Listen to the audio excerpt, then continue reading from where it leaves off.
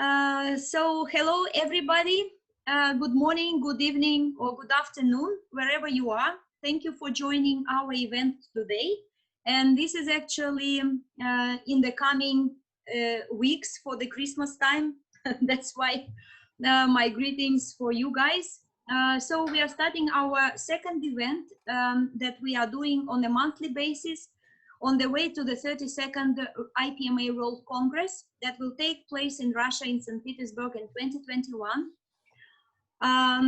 We are making this event with my colleagues from all over the world, and of course with our official partner of the Congress, the company Rosatom State Corporation and its engineering division. So we can start our practice management stream today, and the event will be about practice. But first of all, let me introduce our 32nd IPMA World Congress in St. Petersburg, please. Welcome to the 32nd IPMA World Congress in Russia, Project Management in Era of Digitalization.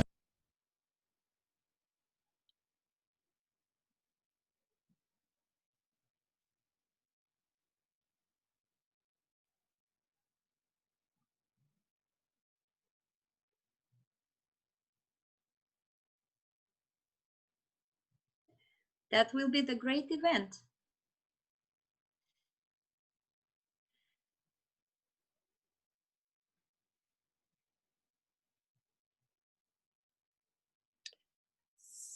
Lovely. And in summertime and in September, that will be fantastic weather. Let's hope for the next year with this. So you can visit St. Petersburg and take part in the 32nd World Congress.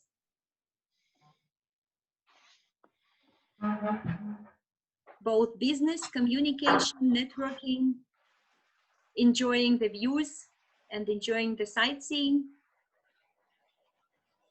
And the conference for sure. Yes, and the conference as well. We will have 5 streams and 5 major topics. So we are doing the perspective stream, we are doing the practice stream. Then the next one, we will speak about people in project management. The other one will be about methodologies and different approaches. And the next one will be about agility and agile approaches in project management. Okay, so let's move on to our topic today. And today our topic is a practice stream. So if you like to see how we made the perspective stream event in November, you can go to the video recording and enjoy. And today I'm giving the floor to my colleague, Mary McKinley from UK. She will be the lead moderator, and I wish you enjoyable event. Thank you. Thank you, Oksana. It's a great pleasure to be with everybody this morning. I'd like to talk a little bit about what we mean by the practice stream, because I've found you go to conferences and you listen to people and you think, I'd like to ask them questions. And then you listen to more people and they've got lots and lots of theories. And I think that what's really important about a conference is the opportunity to meet people who've been there, done that, and have the opportunity to talk to them, because that's how you learn. I remember when I was a very young project manager, very young engineer, one of the things that I learned most from was talking to my colleagues who'd been in the business for a very long time.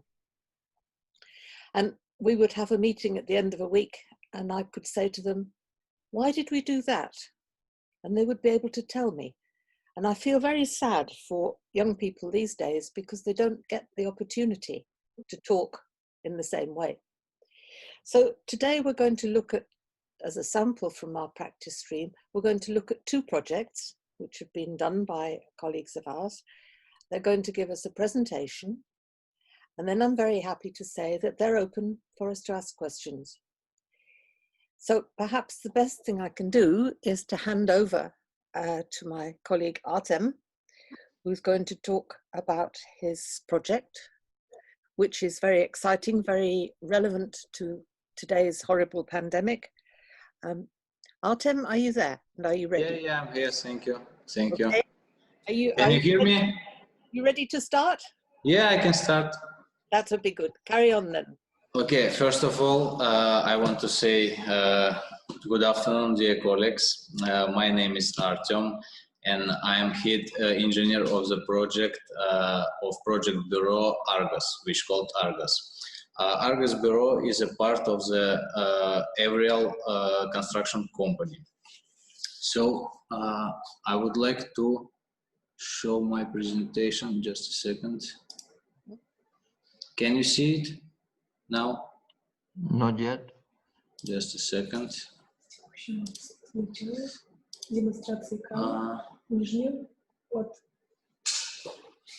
Just a second. Okay. You need to demonstrate your screen? Yeah. Yeah, it's okay. Great. Okay, fine. Just a second.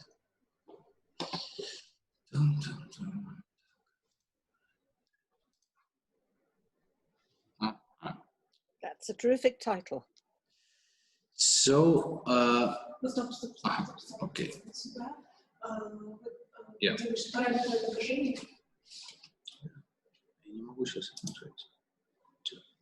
Okay, I will start. So, sorry about that. In spring, we took a part in the largest construction project in Russia. It was a construction of an infectious center in Moscow. Today in my speech, I will talk about some features of organization of work on the construction site, about techniques, different techniques for fast constructing, and also I will talk about engineering solutions that make it possible to implement our project efficiently and quickly. So,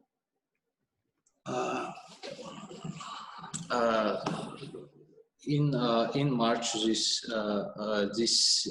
year, we started to make some construction works on that project. Just a second, it's not actually that slide. It's actually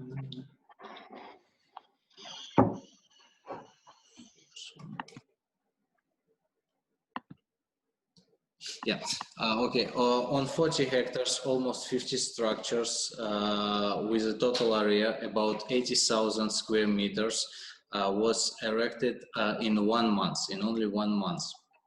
The construction began at 12th of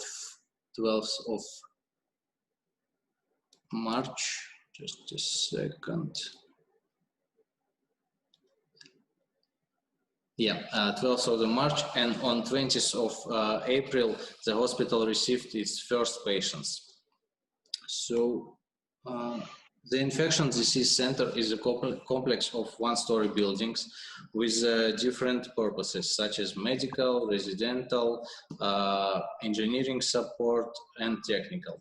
Unlike similar center in other countries, our center were aimed for long-term work. It means that after pandemic ends, a lot of people in that center will be able to be treated from any infections.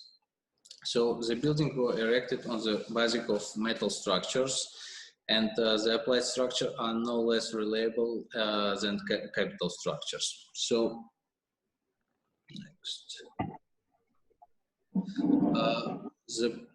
The project was immediately recognized as the largest project in the last decade in Russia, and the speed of constructing was unprecedentedly high. So that is why all processes were going on at the same time.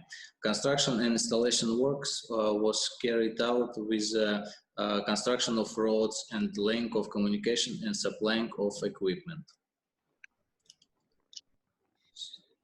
The scale of the project and the record time of its implementation reflects the consolidation of a lot of sources and a lot of people on the construction site.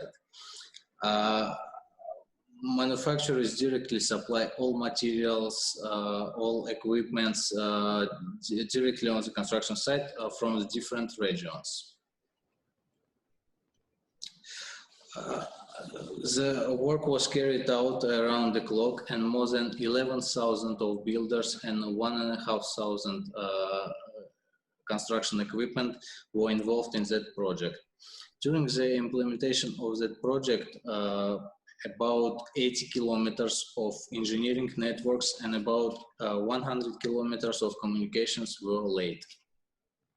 For example, for provision of gas, electricity, water, and heat. For our company, we got two buildings. First one was a healthy patient discharge block, and next one was a receiving block. And now I will tell you about specific of organization of work on the construction site.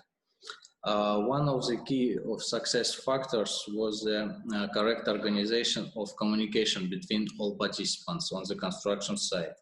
The coordination and management schemes was complicated by the fact that a lot of works was going on at the same time. So, we have very tight deadlines. The construction management headquarters operated around the clock on the construction site. So several times a day, we had coordination meetings, and on that coordination meetings, all of us were talking about work progress and problems that we are faced. So the threat of the rapid spread of the coronavirus requires the mobilization a lot of sources and resources. We installed motivating posters. You can see them on my presentation slide. We installed them, and everyone understands the significance and importance of their work.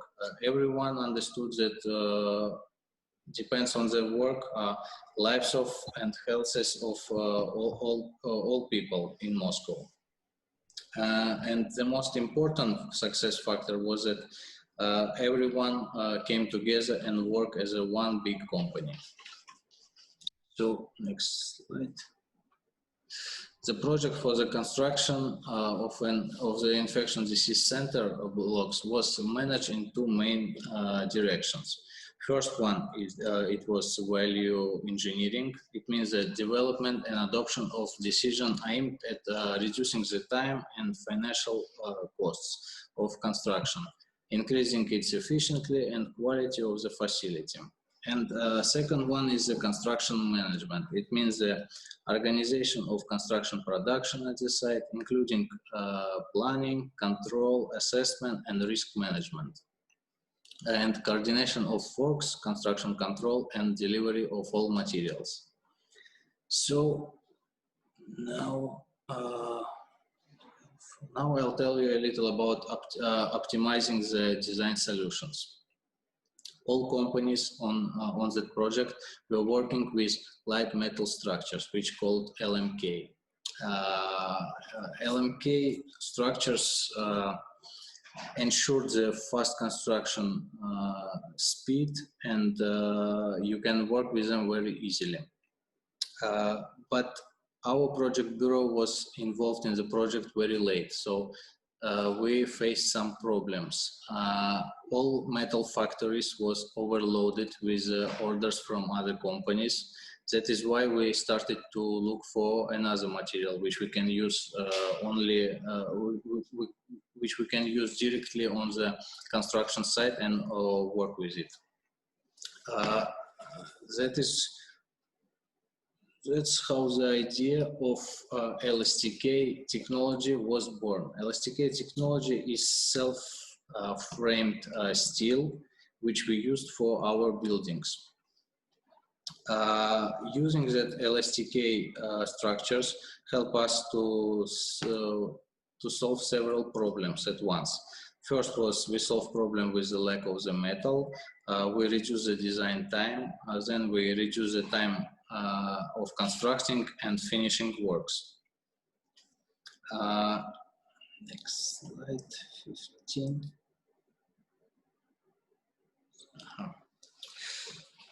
So I will tell you about the management of construction project.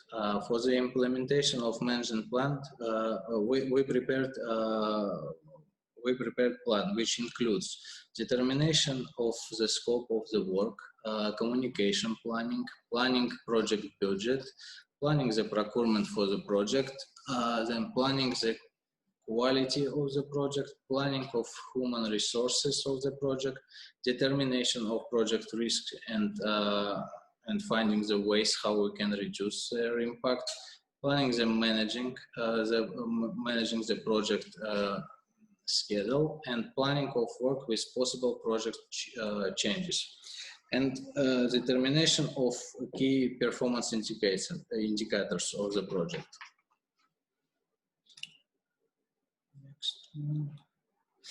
The implementation of that plan required round-the-clock presence of the management staff on the construction site. Funding, procurement, design, all works was going on together. So work on the construction site and delivery of all necessary materials was organized for one single scheme. At the same time, strict control over the compliance with all requirements and technical regulations was carried out. The company had established contact with trusted suppliers, which helped us to get materials as soon as possible. For our company, we have some success factors about that project. First one is design. On the design stage, we used engineering solutions, which helped us to reduce the designing time, construction time, and to solve the problem with lack of the metal. Second one is experience as a general contractor in the field of the construction and prefabricated buildings. High quality planning of the work on the construction site, timely provision of the construction site with all necessary resources, materials, structures, and equipment, and implementation of the architectural and technical supervision on the construction. In conclusion, I would like to say that nowadays, in the context of the constantly changing market condition, we should try to reduce the construction time, because when construction time is very long, the risks of financial losses and other losses increase rapidly. So that is why a market should try to reduce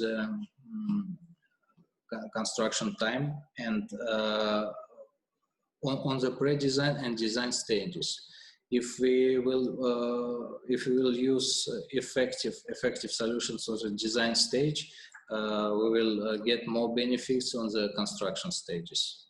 So thank you for your attention. If you have any questions, I will be happy to answer on them. Wow, thank you, Artem. That's astonishing. I see why you called it the fastest construction site. Yeah, that was fast. The thing that I'd like to ask you about first is that when we start something like this in most countries, the time that's taken before anybody even puts a hole in the ground, starts construction at all, is enormous. We have to get permission, we have to get plans. Mm-hmm. I was astonished at how quickly you went from starting work to doing some. How did you achieve that? How did you get all this pre-construction work done? As I mentioned before, all our works was going on together, and yeah. Moreover, all people understand the threat of the spreading coronavirus, and actually it was really high motivator for us. Everyone understands that our work is really important and really significant, and we have responsibility for life of other people. That's why construction goes so fast. Yep. Has anyone else got any questions? Yeah, I have a question, Artem, to you, Thomas, here. If I look to the project, it seems for me it's also a kind of interesting setup of stakeholders, because I can see that it's a political driven project in parallel to the needs. I see the customer is also somebody who want to take it over to handle the disease.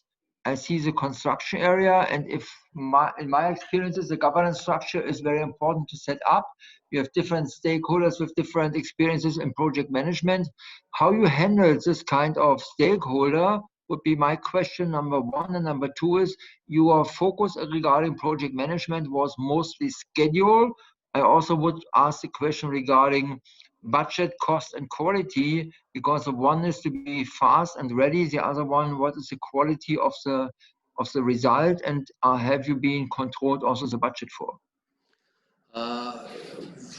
About budget, Moscow authorities gave us some financial helps. So we were able to construct everything without big financial losses. So that's with financial helps from our authorities, we were able to construct it very fast without any losses. Okay. Yep. May I ask a question concerning the usage? Yes. How many beds did you install, and how many beds are occupied right now? Right now, there are 500 people in that center, but it's possible to implement there about 4,000 people. The whole capacity is 3,000 to 4,000. Yeah, 3,000-4,000 people. Yeah. Very good. Thank you. At the same time. But now there are only 500 people. Yeah, that's good if they are not used so much. I hope so. Yeah, you're right. But maybe again, Artem, regarding the because it's a project management webinar here, really interesting to see how you organize and manage this kind of, in my opinion, pretty complex governance structure. Do you have set up a governance structure?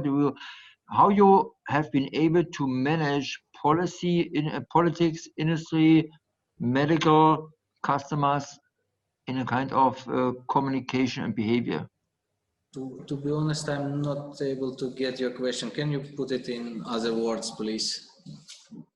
To have success in such a project is you have to combine different stakeholders of the project. There is a kind of political intention, so you have politics involved with financing and political goals. You have also industry with all your suppliers and you as a company, and you have also your customers, because medical services will take over. How you have been managed their interests, Okay. and how you created a governance structure which is communicating progress and deviations. Look, government understands that they need that project because losses from coronavirus effect from coronavirus was enormous. So that's why they did everything to start that works. In our company, as I mentioned in my presentation, there was a lot of people. That's why we operated around the clock. There was a lot of managing staff on the construction site every day, 24 hours per day, and every day, several times we had coordination meetings. That's how we combine everything. Okay. Did you have to engage also people from outside your company, or could you work with own people? Our group of companies have some filials in other cities, and we just combine the best people from our company, and everyone came in Moscow to help us to build it. Okay, thank you. Thank you. That's really, really interesting. Do we have any more questions at the moment? Yes, please. Yes, can Adam, that was great. That's a great project, and I think you'll feel the benefit of that for years to come with the contacts you made. It's exciting when one's able to be on that sort of project. Nice presentation. Thank you. You mentioned working 24 hours or 24/7. Yeah, 24/7. Yeah, I've worked on a project and with 24/7, and I worked on the night shifts, and they were much more interesting working at night because the following morning when the day people arrived, we'd done so much and cleared up their mess and got things back on track. Which would you say was the most fun, the daytime or the nighttime? Or did you work 3 shifts? I was working at the daytime, but oh dear, I saw how happy was the night shift. So I guess you're right, and the night shift is much more interesting. That's good. Anyone else? No? Yes, may I? Yeah. Thanks. Artem, thank you for the great presentation. It was really useful, and I would say you demonstrated I would say, good practice in project management. And my question is, do you have some other projects or some other tasks that will be using this experience in your company, and you will scale up it to other projects or perspective? So how you would, I would say, have it as a sustainable practice? You are talking about sustainable buildings, or like projects like that. So you use the fastest, the best people. Okay, tools, I so understand. yeah. I understand your question. Our company aimed for prefabricated buildings, so we have no sources to make some sustainable building or something like that. We're just working. We aimed and doing only the fast construction buildings, from light metal construction or LSTK construction, something like that. And will you use this practice for this project for the others? Oh yeah, obviously we got a lot of information after that project. We understand how difficult to work day, night, 24 hours, and we understand the importance of communication between all stakeholders and all participants of the project. So the main lessons learned would be about the communications and the communication, schedule. Yeah, motivation as well. Motivation as well, yeah. Motivation, yeah, thanks. That's excellent. Thank you very much, Artem. Thank you. Have we exhausted the questions for you for the moment? Don't Sorry? worry, there'll be more. Yeah, thanks. More later. Thank you very much for that. Thank you. If I can then move on to our next speaker, to Enzo, who's looking at a totally different a different project. Do we have you here, Enzo, Vincenzo? Yes, I'm here. I'm trying to share my Right. Do you have your slides ready, please? Mm-hmm. And welcome, and thank you for giving up your time to come today. So, good afternoon, everyone, and thanks to joining. My name is Enzo Testini. I'm a program manager in Exprivia, in worldwide ICT company. And I'm involved in project and program management since 20. Today, I will share with you a little experience in project manager in a technological upgrade project lived in COVID era. The aim of this chart is to underline how, by applying the methodologies and without improvising, it is possible to overcome critical issues such COVID that we are still experiencing. Okay, let's start with a quick overview of the project scenario, starting from the customer. So the group Acquedotto Pugliese, SPA, is the public drinking water supply infrastructure in 2 Italian regions, Apulia and Campania. The group, simply called the AQP if you want, supply drinking water to more or less 4 million people in the Apulia region and 30,000 in Campania. This amount about 30% of the total population of the south of Italy, where improving the water infrastructure is of fundamental importance for the area's progress.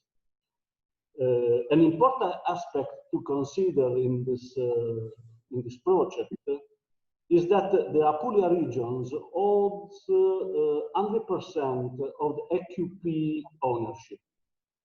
Please go ahead.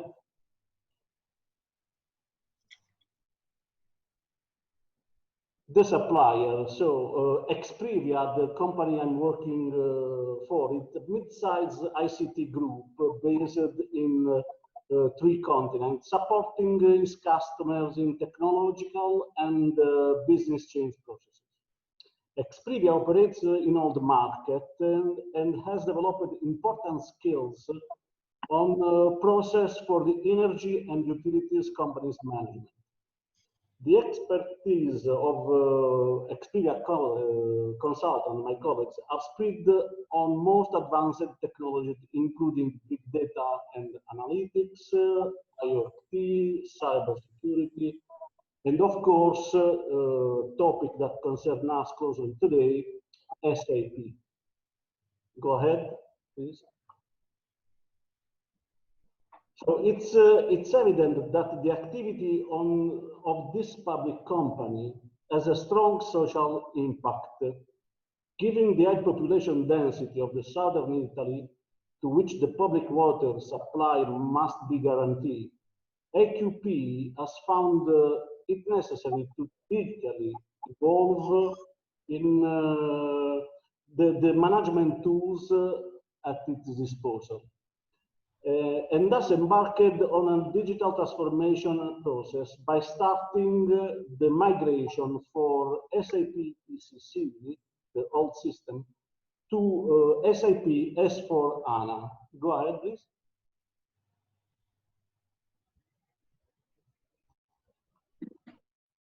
For those unfamiliar with the SAP context, this project can have the appearance of a simple technology scaling project. And this can surely be confirmed by the fact that the existing landscape, composed by 12 systems plus SAP, of course, please click. Okay, can be simplified, and the end of the project, as many as 5 systems will have not way existing. Go ahead.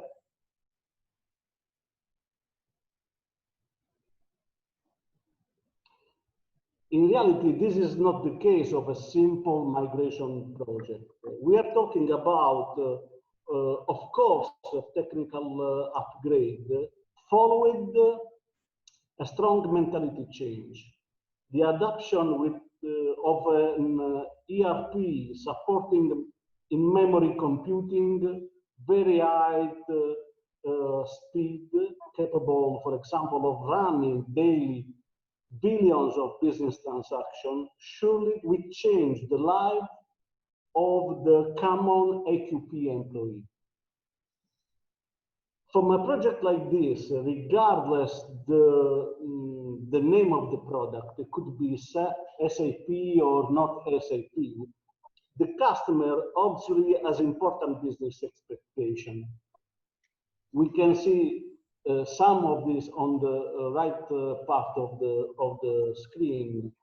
The customer want to achieve high speed of action in immediate scalability, facing different customers, for example, and saving deriving from the reducing of maintenance contract because of the adoption of a fresh system, let me say, or offer to the commercial sector an easy-to-use product with real-time vision.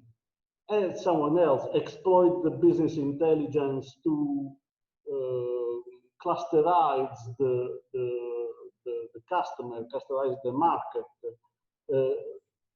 be able to undertake the renew of the company process, core processes, and finally achieve a best time to market. For this kind of companies, utilities company, the time to market is very related to the continuous change of the laws for the delivery of the water, for the work market, the water market. So join the change quickly means saving money. Please go ahead.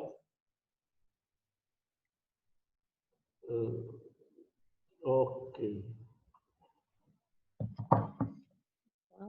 So let's now see the point of view of the project team, the working group, and of course the PM project view. My challenges was let me say five, unfortunately. Although from the point of view of my sales department, this was the simplest project in the world. When I read the contract, I quickly realized that time was a critical factor. I suppose I'm not saying anything new, no? An additional time-related point of attention in this case was that the customer would not accept a downtime on their system longer than a weekend. So at the end, 10 months to carry out the project and only 48 hours to go into production. I told myself, never mind, I will say worse. The second topic was also one of those present in the project management literature in every book, the stakeholders. I immediately try to divide them between internal and external IQP. Nothing particularly strange with it, not for two elements of attention. Among the internal stakeholders, I have identified the government of the Apulia region. This means politicians. With all this work can mean, especially in Italy, the politicians are very, very strange. With all, among the external stakeholders, so linked to Exprivia, the company I'm working for, an element of attention was the technology part. A supplier based in Switzerland with consultants operating remotely from half Europe. Go ahead.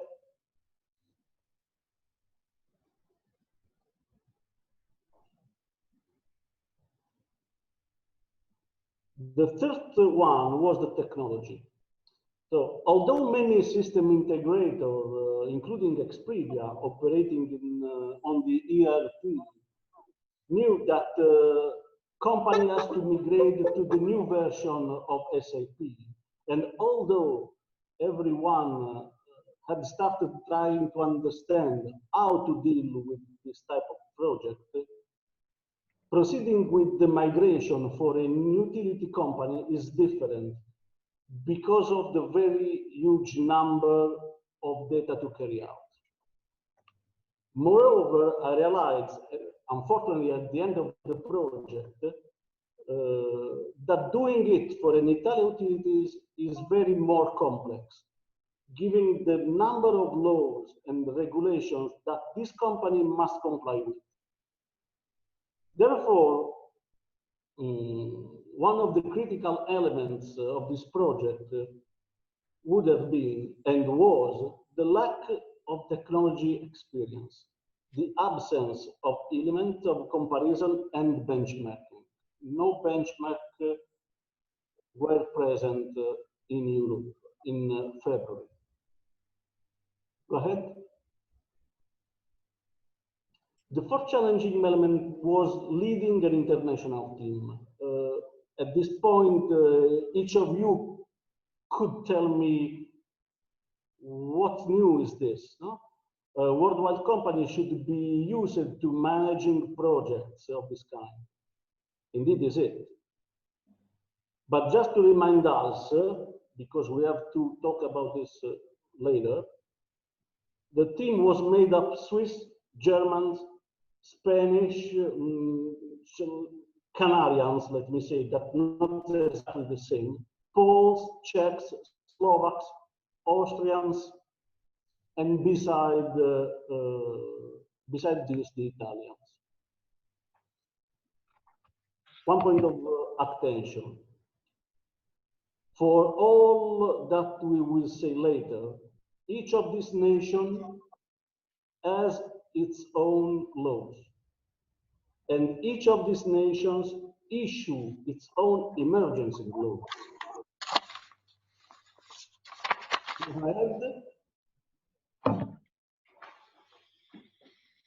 Go ahead, please.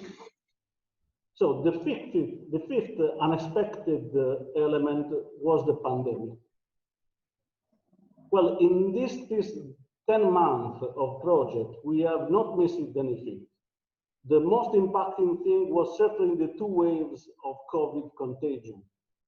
The first in March, at the beginning of the project, when we need to meet the AQP process owner, and the second in October, we are ready to go in production.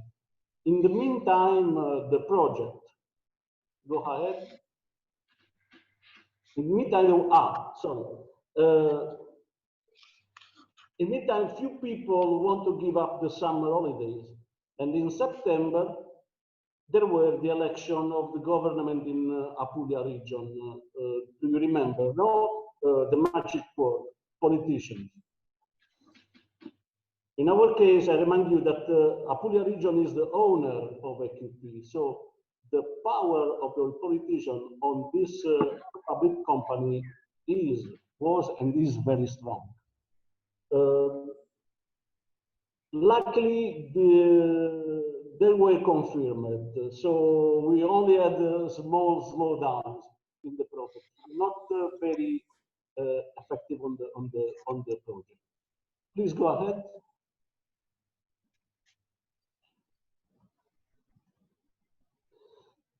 So yes, I know. Italians are a little bit prolix in the description. DPCM stands for Decree of the President of Council of Ministers. At the moment, we are in release 4. The first one was issued in March. So in March, the day after the issuance of the first DPCM, to counter the effect of the pandemic, I was contacted by my management, who recommended me to implement a careful project management to minimize the risk of the project.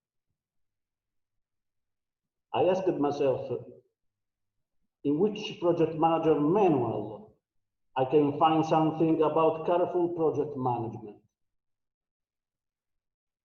Shouldn't be a project manager attentive by definition?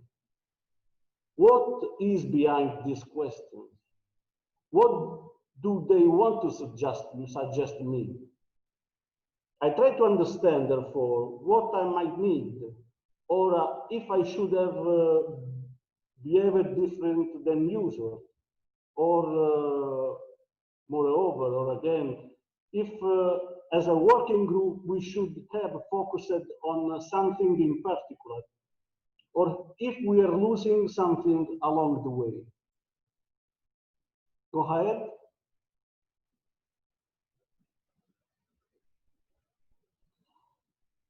Of course, I didn't upset my project management style, nor I did invent new theory, but I forced myself to pay more attention to some details that at the end of the project were not the determining element of success, but certainly helped. I summarize all in 3 words: integration, trust, and communication. Go ahead, please.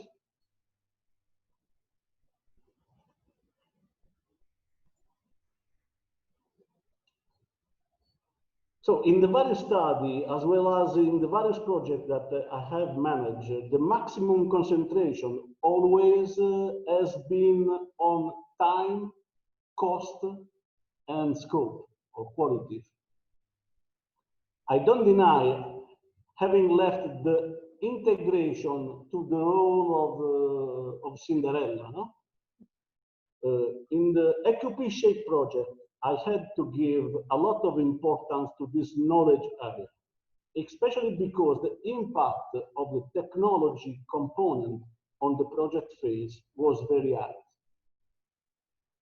We have therefore identified quickly an integration manager with a wide knowledge of the project, to whom I have entrusted a strong delegation on 3 areas. The first one was management of action impacted by technology. For example, system preparation, copies, run simulation, massive tests, training, management of interfaces with the legacy systems. The second one was the involvement of AQP, the IT department, in all the activities and their organizations. And the third one, for me, the most important, was the simplification. To be agile, not run the agile, not change the kind of the project, but pay attention to be simple. For example, using simplified forms and templates, acting a facilitator in technology decision-making processes. We also agree on the fact that having to work in smart working, the project manager information system would be central, and therefore we force its use as a document management system, and we introduce Trello, for what I will tell you later. We also planned a daily alignment meeting between the project manager and the integration manager, of both having the decision-making session and avoid the management errors. Please go ahead.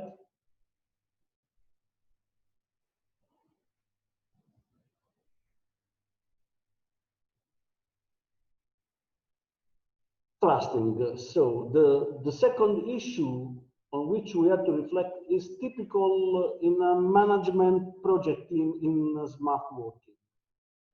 We are talking about, in this case,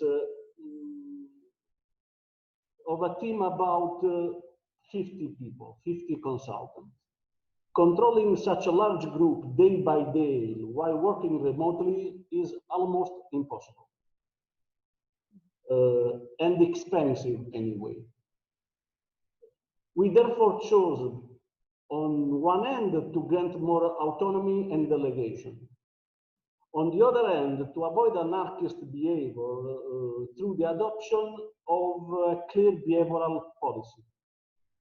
Furthermore, we are agreed that the activity of the PM and the integration manager should be reduced to the minimum, discrete and useful only in critical cases.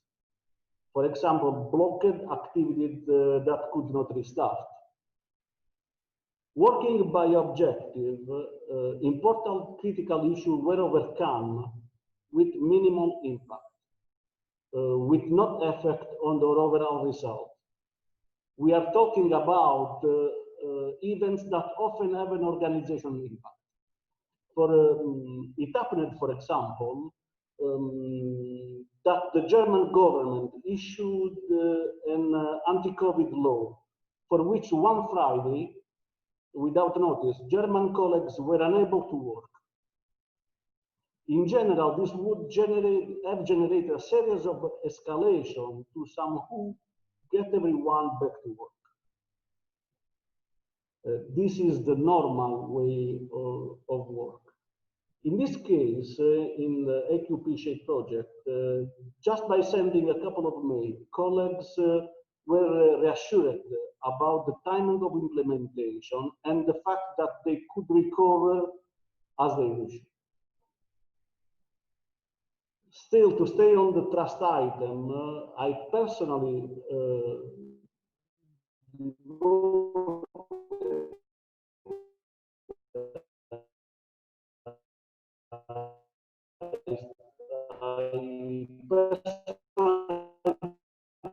the strong action to AQP and myself listen a PM saying to stay calm since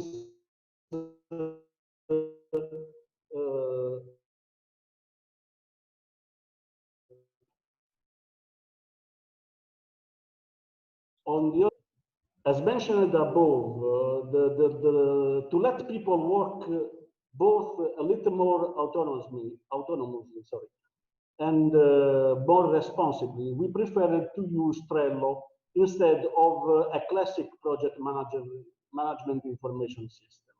This type of software was found to be much lighter and user-friendly in smart working mode. At the same time, the use of instant messaging system, WhatsApp, Messenger, Telegram, has grown considerably. Go ahead.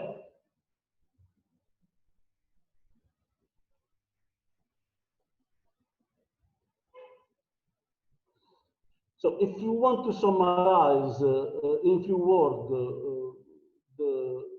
what we have done in communication, we should say communicate less, communicate as best as possible. Also, in this case, we have not invented new theories of the communication. We have adopted the common sense. We took note of the fact that language difference could have been an element of attention. And therefore, we have chosen to communicate with the customer almost always in writing. As for the communication within the project team, we preferred online messaging system. In case of technical meetings, we have chosen to hold collegial meetings and not between individuals in order to encourage both the growth of the whole team and the solution share. We have also chosen to have a stakeholder matrix impressed in our minds, with the aim of the communication with the attention to delivering sometimes the same message, but in different ways depending on the stakeholder cluster. Go ahead, please.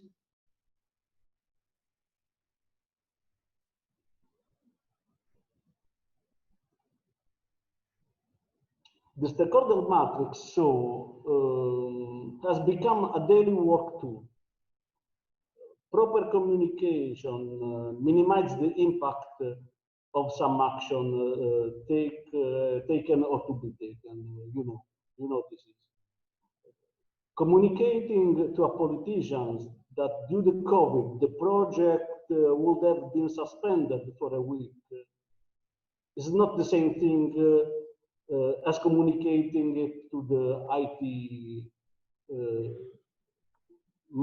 department manager. It must be done differently. Let us remember that the presence of the stakeholder in a quadrant is not static, and therefore is different in different situations. Perhaps I have to communicate in a different way. So, as the slide shows us, we made great attention to the regional politicians and the QP management without, for the keep informed quadrant, without forgetting the Exprivia management.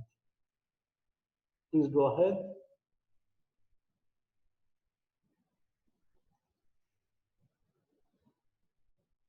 So last but not least, we have decided to incur in some extra costs to have a person dedicated to the COVID problem. This person took care of changing in the regulations, communicating them to the PM and the integration manager and the team as well, requesting authorization or organizing the few face-to-face meetings that sometimes were necessary. We made face-to-face meetings, of course, very few, but the establishment of the customer in any case, we have done few meetings. Go ahead.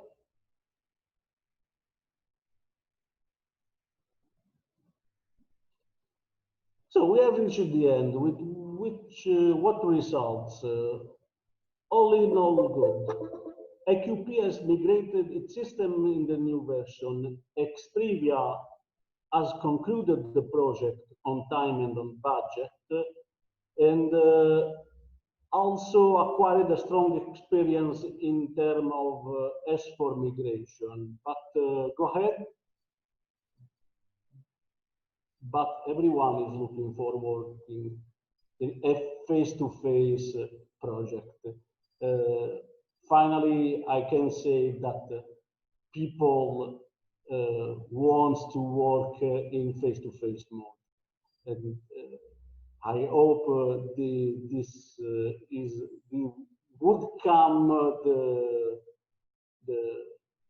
let me say, the new way to run projects. So, go ahead, thank you very much. And your questions are welcome if there are. Thank you very much, Enzo. That was really fascinating and interesting. It's always difficult to look at IT projects and think about what's going on. One of the things that strikes me is that when you're changing the program that's being used, your users have got a sort of resistance to change. How did you cope with that? Did you have to undergo lots of training for the users so that they got used to the new system or not? How did it work? Of course, we classified the 4 kinds of users in this project. The first one that was the principal was the politicians. The second is the IT department of the customer. The third one is the AQP employee, and the fourth was the common man, the customer of AQP, the people giving water from and pay water to AQP. The major resistance coming from the employee, of course, because they have to change the way of work and so on. We, in reality, I just speak about the technological project. This project lived in a bigger program and there was in parallel a change management project that that we used for the let me say the preparation of the employee to the change. We are talking about, for example, employee that run a report and wait 10 minutes for the results. Changing the ET platform, the moment results in a few seconds. So we can't they can't spend time to the coffee machine in waiting the report results. They have to be concentrated in a day-by-day work. Yes, they made a strong resistance on this, but we have conduct them to the new the new way of life with the change management project in parallel to the technology one. Okay, that's good. Do we have any more questions at the moment? Yes, can I ask, please? Yes. Vincenzo, thank you very much. Really, really good. And I like your COVID beard. You've obviously not been able to go to the hairdressers. I really like the idea of careful project management. Is that an Italian word? Because you know, I expect I do a lot of dangerous project management, and you know, careful project management sounds exactly the instruction I would expect from my bosses. Yes, you know, but you look like a man who could do careful project management, or calm project management. Is that what it's about? Correct, but you know, when you speak with the sellers and with the top management, you can have whatever you think and whatever you not think. They use terms in a very strange mode. I think that the project manager have to be serious, have to be professional, let me say. If you are professional, if you follow whatever standard, you shouldn't improvise anything. Okay, so we would say serious or sensible or professional, and the marketing people, they would say careful, would they? It's almost a marketing PR word. Of course. It's the professionals meeting the salespeople. I got it. I will use it at the right time. Maybe, Tom, you could propose Mr. Testini as the next English Prime Minister. But to be careful. Because of careful project management. I don't think we're going to pursue that one, Hans. Thank you very much. Right. I have a question, if I may. Yes. Thank you, Vincenzo. While you were speaking, I had one question in my mind about inspiration of the team, of the people. What is your experience in this project? How did you inspire the team members? And what were your tools or maybe some life hacks that you could share about inspiration? So inspire people in smart working is not too simple. My fortune was and is that I know more or less very well the of the team. So there was a strong relationship between the project, and the trusting it was and it's very simple.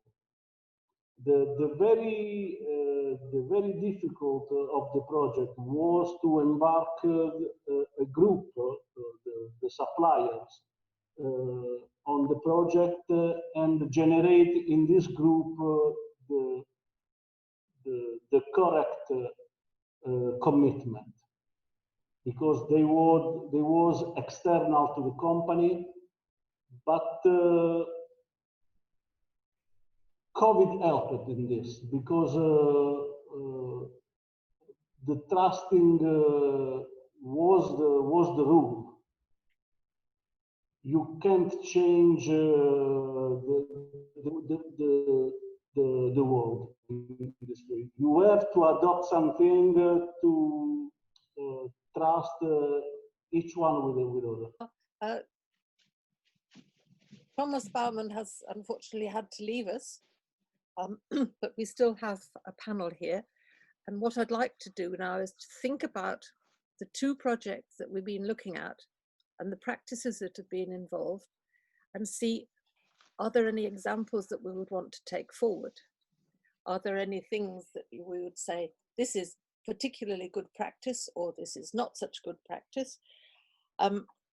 You notice that I don't use the word best practice, because I think best practice is an illusion.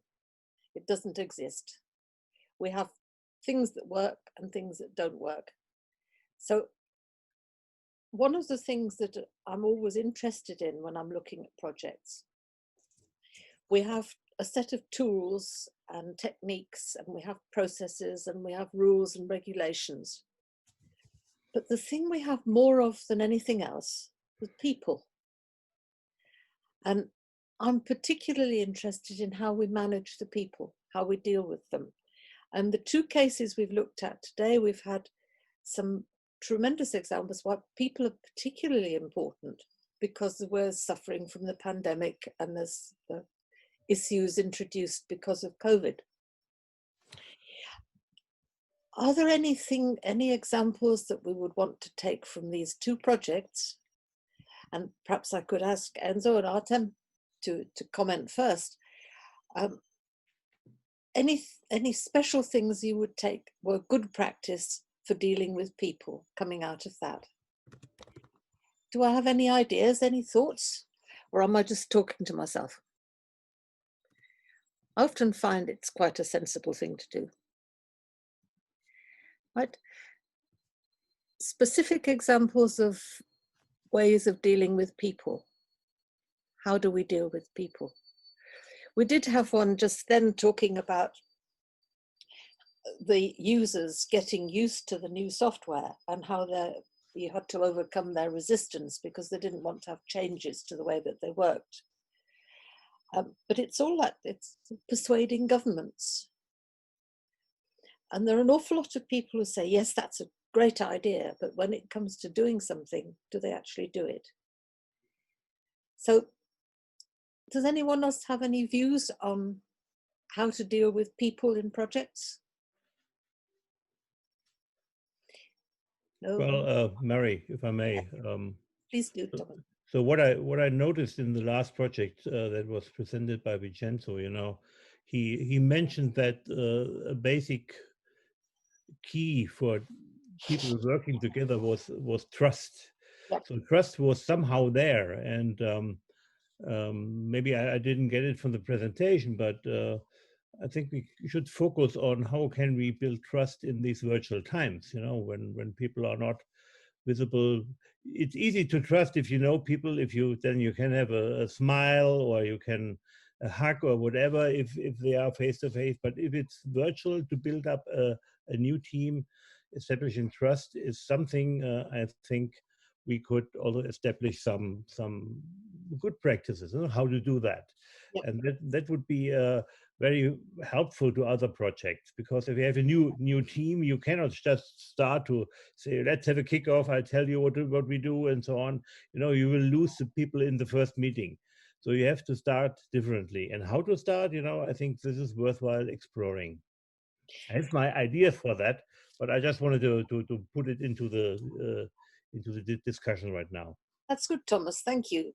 Would anyone like to follow that one up? Well, yes, I quite like team working, but I also like technology superiority. I think when project managers have a little bit of technology superiority, it helps their position, and it probably encourages the team. But this year we've seen a lot of Zoom and Teams and WhatsApp type technology coming through, very broadly based, because of remote working, or as we call it, not working from home. And so we will see teams coming together, and that motivation to all be on the same platform. And that's an interesting word these days because it's a technology platform, but also having a common purpose. Yep. So I've seen practices that didn't exist, like the Trello one that was mentioned. Nobody in the team knew Trello, so everybody got training in Trello, and off it went. When there is some sort of superiority going on, with some people being better at a particular process or technique, then it is interesting. For myself, it started off in my career with photocopiers. When photocopiers really took off about 50 years ago, I was working on a project for IBM. And although I was working on the building, we were using some of the IBM equipment, and this enormous photocopier turned up that could collate paper, print it on two sides, staple it. It was absolutely fantastic. And nobody quite knew how to use it. So I got to use it, and all of a sudden I was, promoted because I could put reports together and things like that. And I've always sort of fancied that sort of technology and platforms to actually help the team, but for me to move on and move upwards.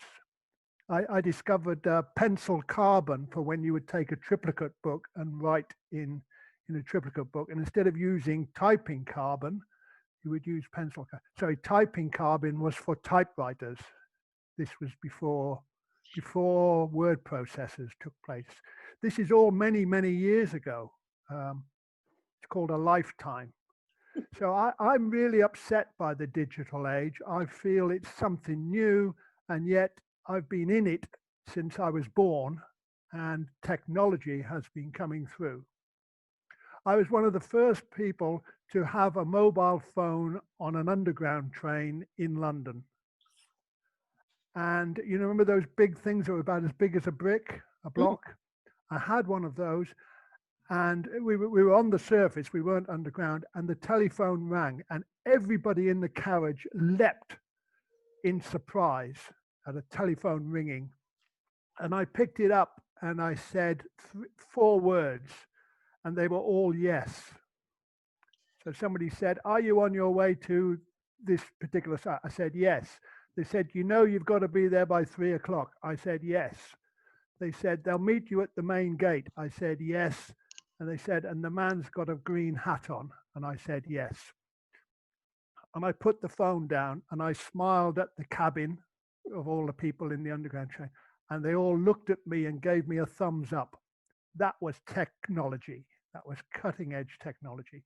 So you see, this has been going on for some time. This digital stuff.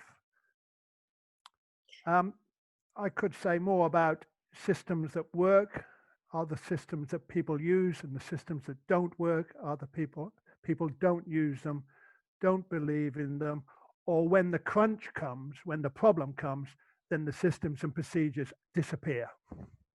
So what does that say, Vincenzo? He's holding his mug up. Okay, sorry, I'm done. Thank you, Tom. Anyone like to follow? Would anyone follow that? No, it's very true. Bon appetit. Evgeny, yes, do you have some comments? I have a question. Go on. Because for me, it's very interesting about these pandemic issues. The project management have a big area about the risk management. Yep. Have a lot of books about risk management, etc., etc. And for me, it's very interesting how our experts, our participants, is your risk management system in your project help you to strive or to solve problems that was caused by COVID? Because we have a, how to say, black swan is in terminology of Nassim Taleb. So does this black swan was, how to say, won by the risk management system in your projects, or you were defeated by this black swan? Interesting. Who win? Risk management system and project, or black swan? That's my question. Right. Who would like to take that one on? Artem? I would say something on it. Yes. What's the big event in Switzerland where all the politicians and big business meet?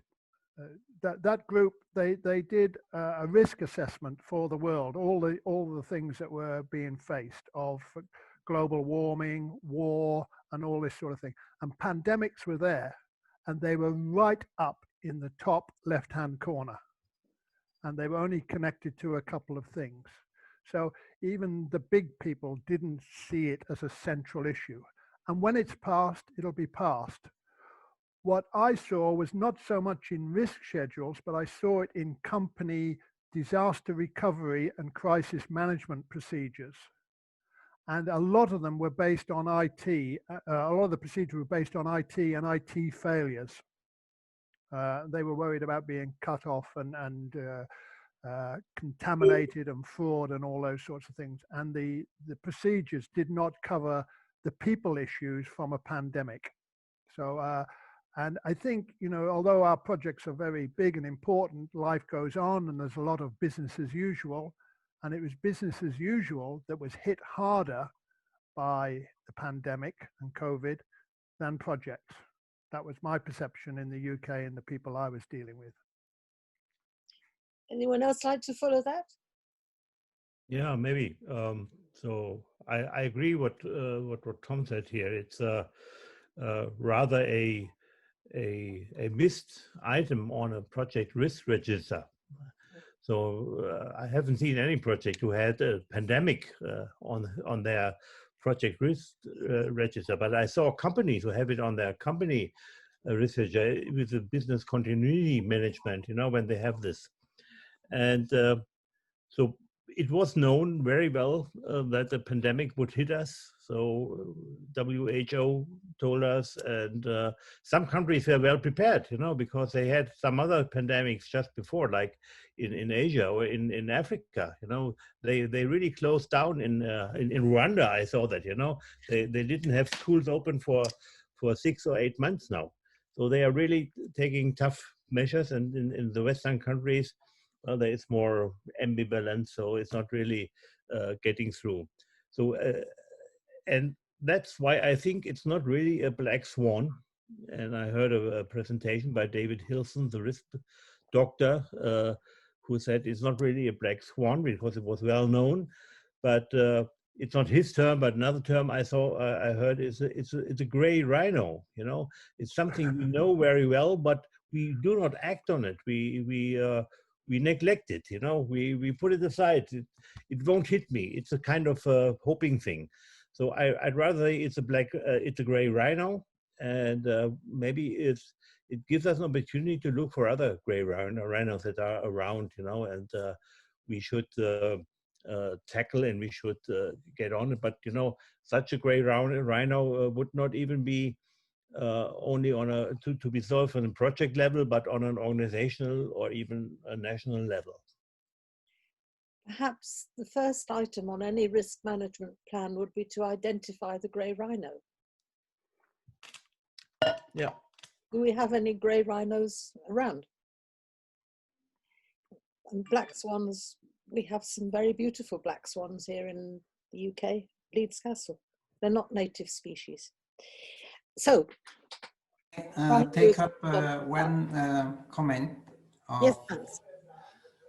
Sample of, I think it was Mr. Testini who told you should not make mistakes.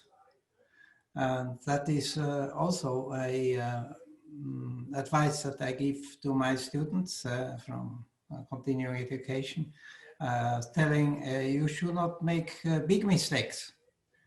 So then, of course, they smile and they say, how do you do it? I think one thing is that was also told in the presentation of Mr. Testini, risk management.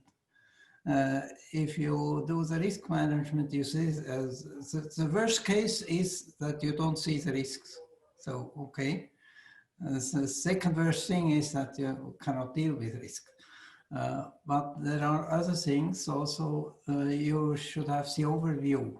It is sometimes called the big picture. You have a big picture.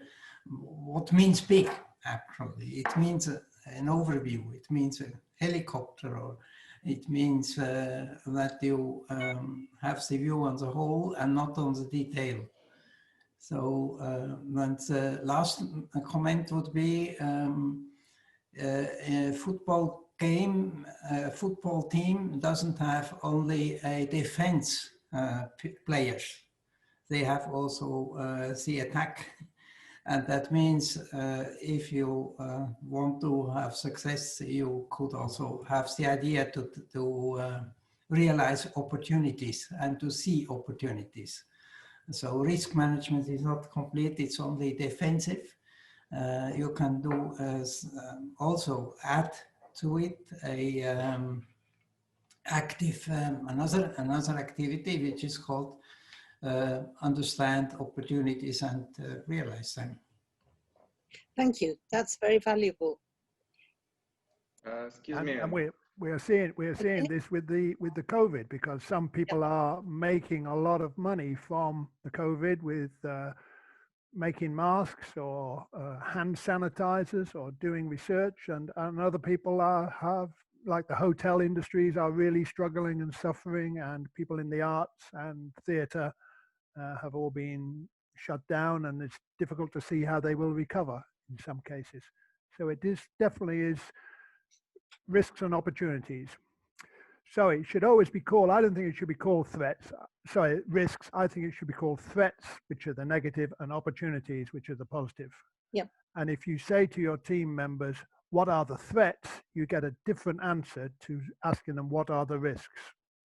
And you get better answers, I think, when you ask about threats, and positivity and attack when you ask about opportunities.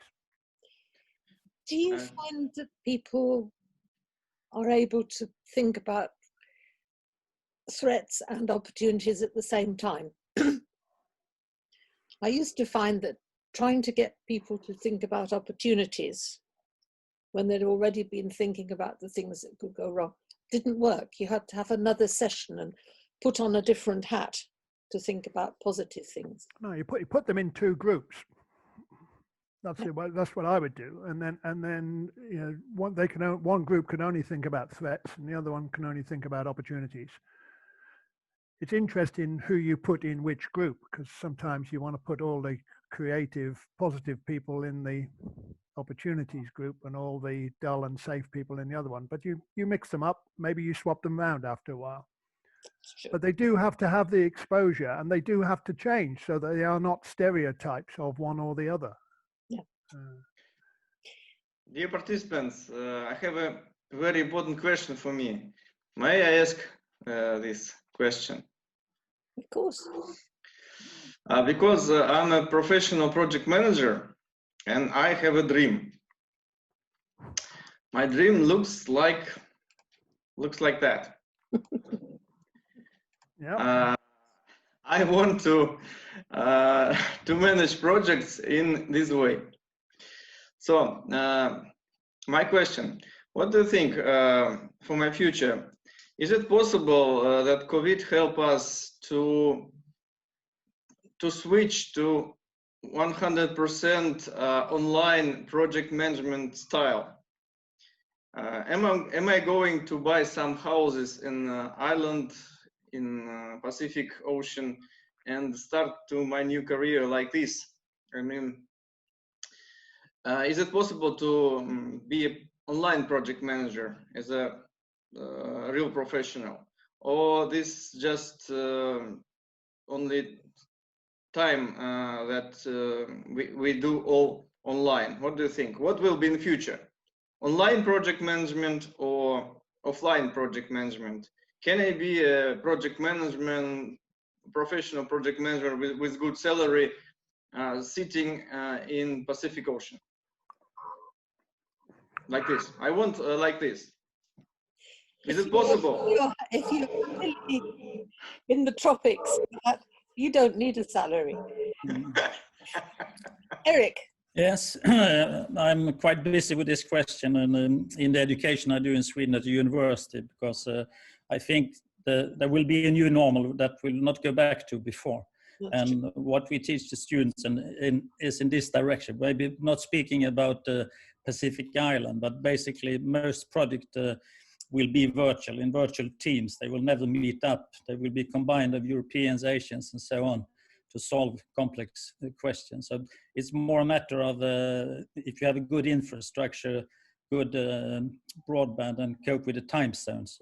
But actually, it's maybe I think that the lag will be in the human adaptability. So the technology is already there. There are spots in the world where you can work from very nice location and manage as well. And so this is the trend for the future.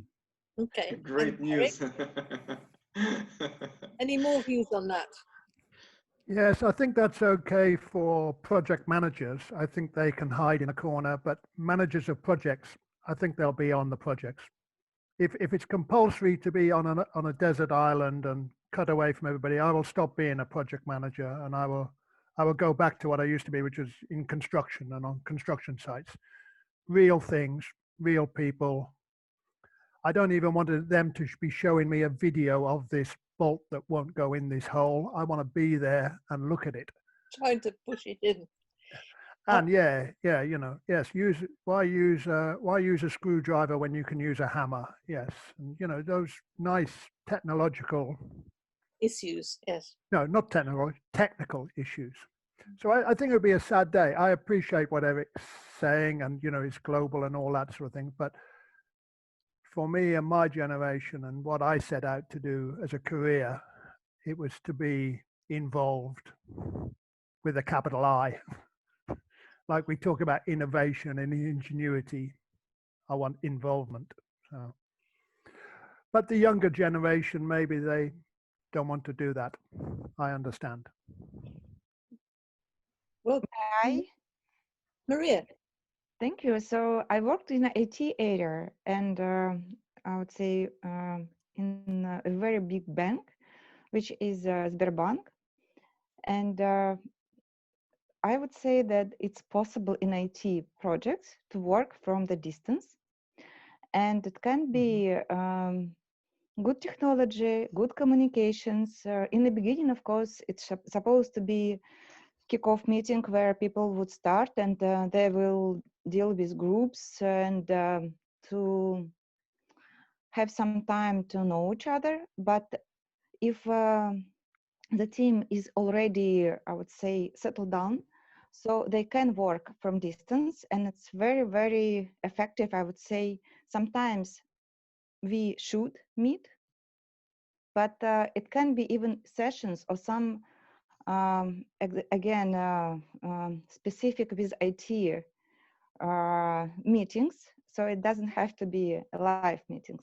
So, but when people know each other, they understand each other, they understand principles and have good conditions to work with IT, so it works out. So, and my examples, it's a good recommendations. Yes, Evgeny, I guess it can be. So I can stay on the Pacific Ocean.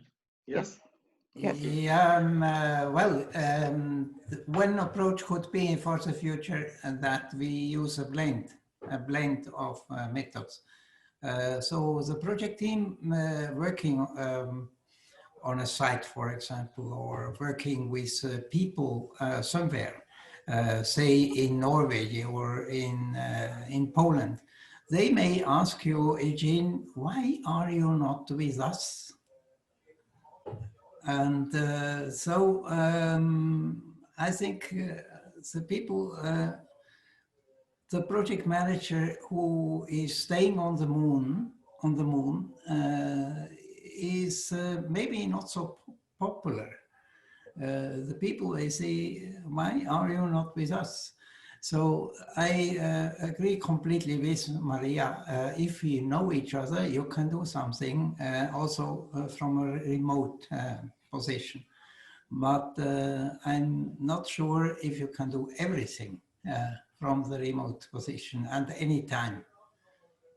Yes, but at the same time, we can find the best people from different, for example, areas of Russia. So that can be high professional team, and we can also work from Sochi, where is almost Pacific, or some other nice places. We can even go there sometimes or whatever. Yes, but in general, it should be, yes, blended method. But it's possible for a long time to work from distance. I can see that Vincenzo wants So to. we can sometime even yeah, you change the location so fast, Evgeny. We cannot even track where you will be the next minute. Yes. Vincenzo, okay. wants to say return to Earth. Yeah. So, replying to Maria, I'm working for an ICT company too. So, my idea is, if we consider a standalone project, maybe we can say, we can reply Eugene, yes, we can work remotely. But in the reality, a company doesn't live for a project, lives for a multitude of projects. So we can consider that one project, we need one project to generate new business, and generate another project, and so on. To do this, the human factor is very, very important. So the capacity to stay to the empathy, the synergy with the stakeholders, the exploiting the relationship, the possibility to consider every kind of communication, all these items suggest us that the replay, unfortunately, shouldn't be yes. Shouldn't be yes. In future, we will work 100% staying on the beach. Unfortunately, Eugene. I think this is my opinion, because we should consider a project alone. We should consider the project as a part of the lives of a company. And you have to generate new projects to live. I agree completely. The other thing I think is, we have to say to ourselves, what do we define as the role of the project manager? Is a project manager only about chasing the issues on the iron triangle? keeping track of time, cost and quality and so on. For me, I enjoy project management and I love being a project manager because of people. And I think that as a project manager, one of my big jobs is to develop the people that I'm working with. Where do the project managers for next year come from? We've got to grow them. And I think it's important that you do spend time with people and help them to understand what they're doing. So I don't think that sitting by myself with a laptop in the middle of nowhere would be quite the way that I want to go. Any other issues that we think? I think we think that people Could I just talk about meetings? And yes. One of the things I talk with my students are quite often mature, practicing people, is to go to meetings and get there 10 minutes before and hang around 5 or 10 minutes afterwards. And sometimes you find out a lot more about what's going on in that period than you do in the hour or two in the meeting. You don't do it on one meeting, but progressively over a series of meetings. This was in face-to-face situations. You build relationships, you start to get respect and trust, and you know the people who are just performing in a meeting and the people who are performing. I've lost a lot of that with just virtual Zoom and team meetings. And I've noticed that people are saying at the end of the meeting, they will address somebody who's on screen and they'll say, "Oh, Eugene, can I just hang on? Can you just hang on 5 minutes? Or can I ring you in the next half an hour?" or something like that. And that infill around the structured diary is just taken out in a digital format. I don't think it has to be. I think we can work on it. But the default seems to be a little bit stiffer than face-to-face. And Vincenzo's final slide said everybody was looking forward to getting back to face-to-face. And I don't think that means totally old style, but it certainly doesn't mean purely digital.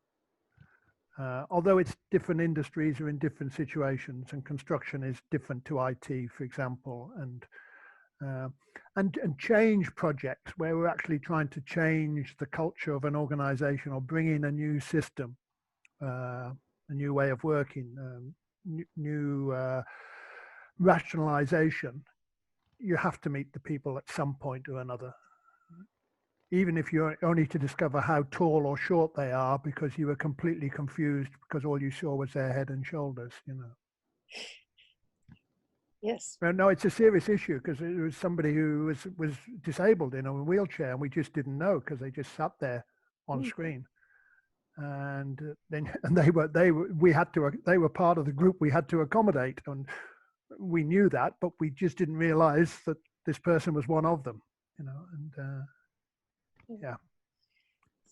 So everybody who's wearing glasses now, you see, I'm looking to think what sort of sight defect do they have? Is it long-sighted, short-sighted, or is it just a fashion accessory? It's sort of, these are the things you have to work out on the screen. True. Marie, we have a question in chat. Yep. From participant, from Daria. She asked, "Dear colleagues, what do you think? What kind of risk prevail in the field of communication in Project 2020? Thank you." This question in chat. Yep, I see that. Risks in the field of communications in projects for 2020. Well, understanding. Go on, Hans. Yeah. Yes, it's just one word: misunderstanding. This is true. I would also say lack of bonding. Yes. I think Oh, Thomas, back to that you are a cosmonaut. I want to. It's coming back to this business of trust, isn't it? Yeah. Hello, Thomas. Hello. Nice to see you.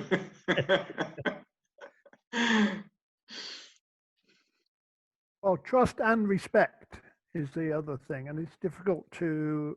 What we're seeing in emails quite often is a lack of respect, and the way communications are written in which people would not say over a telephone or on a screen or face to face, because they are in some sort of remoteness. It's a bit like people in cars shouting at cyclists, passing them by, you know, and if you take them out of the car, they completely calm down. So I think, you know, the vehicle, as in a car or in email, is affecting how we're communicating. And we've just got to be aware of it. And when people are not behaving or stepping out of line, is just point out to them that, you know, that's not showing enough respect or trust in the communication. Because what I see is people get more upset by the style of the communication than the content. And that becomes the issue. And now they start to become difficult with each other. I have an issue, I think, with communication. When people talk about managing project communications, it's always thinking about transmitting information, nothing to do with receiving it. And people send out, I've sent them an email, so I have transmitted the information, I've communicated. And communication is a two-way process. And you may have sent something out, but was it ever received? So I think there are some interesting issues about communications in general. We have to remember that it's a two-way process. Now, how are we doing? We're almost, probably about time for us almost to pack up. Do we have any more issues that people would like to talk about? May I just comment on this communication? Yes, go on, Eric. Quickly. So I agree, the biggest challenge is communication if we move into the virtual world, but without changing the way we work. So then, of course, it's much more difficult without the body language knowledge to communicate via Zoom, for example. But as an opportunity, I see it also the other way around. So for the first time, I have easily integrated to our students in Sweden to meet with other students in Australia, from China, India, and so on. That was not possible before. And this enables communication to understand different culture, leadership in different culture contexts. So actually, if we see it as an opportunity, there is a lot of possibilities instead. There are, the other thing about communication in that sense, although we may all be speaking the same language, are we speaking the same language? No, there are different ways of interpreting things. And it's not just a question of finding the right dictionary, it's actually understanding the way that language is used in different countries, different cultures. Do we have any more communications on the subject? Nope. Sorry, I would just say on communication that quite often as project managers, we use our project management dictionary and terminology and our bodies of knowledge and this sort of thing. And we really should be looking at our customers and speaking their languages. Yeah. What I call sector languages, although I'm agreeing with Eric completely about what you might call cultural languages and cultural communication and just how people talk to each other. But we're doing some studies of what are the markets likely to be in the UK in the hotel industry and the arts industry and offices and this sort of thing post-COVID. And you have to use their language and their terminology rather than ours. So I think we've got to keep looking at who our customers are when we're communicating and communicate with them in their language again and their means. Some of them prefer email, some of them most certainly don't. It's going to be a big challenge for us communications to actually keep communicating with our marketplace, with our stakeholders, participants. I think that's a challenge in the digital age, but it has been in every age, but it's more so now, more sensitive. And also there are some additional communications because we need to formalize in the, I would say, new time the way of communications. We need to have the periodical set, and I would say in my work, it's more 20 or 30% of communications editor with distance work, and much more formalization, because before we could deal with one-to-one and group meetings and to talk more and to share their information. And now we need to actually formalize like communication plan and see how and what kind of risk can be, which we would miss, or we would don't understand or whatever. So we would just lose it on the way to someone to get, and when it's right. So we have much more emails, communications, and things to check out. Thank you. Thanks, Maria. We've had a lot of interesting things to think about. So, do we have any more that we want to put into the ether to discuss at this stage?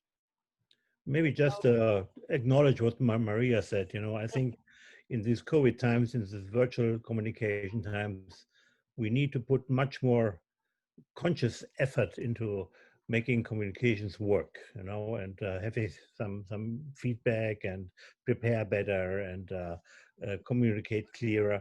So this is certainly something which has changed and which will improve project management, by the way. I think you're right.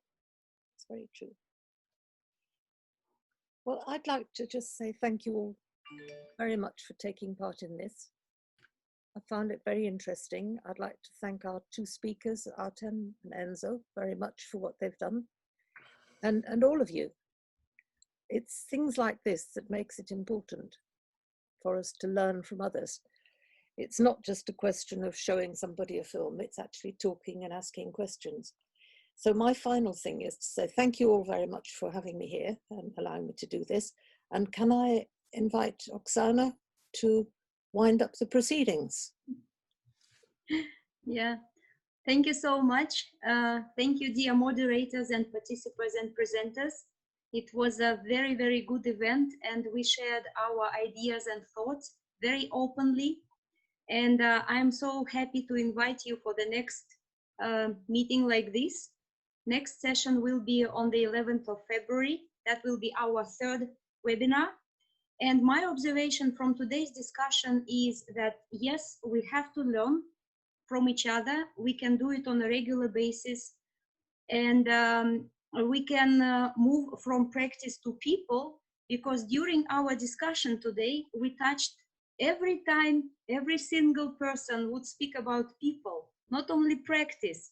So to me, the conclusion for today was that practice and people are coming together. You cannot have one without another. So interlinking now to the people event in February, I'm so happy to congratulate you all with the coming Christmas time. And let's celebrate it, and let's meet the next time in February, and then at the World Congress in St. Petersburg, hopefully face to face. Thank you so much.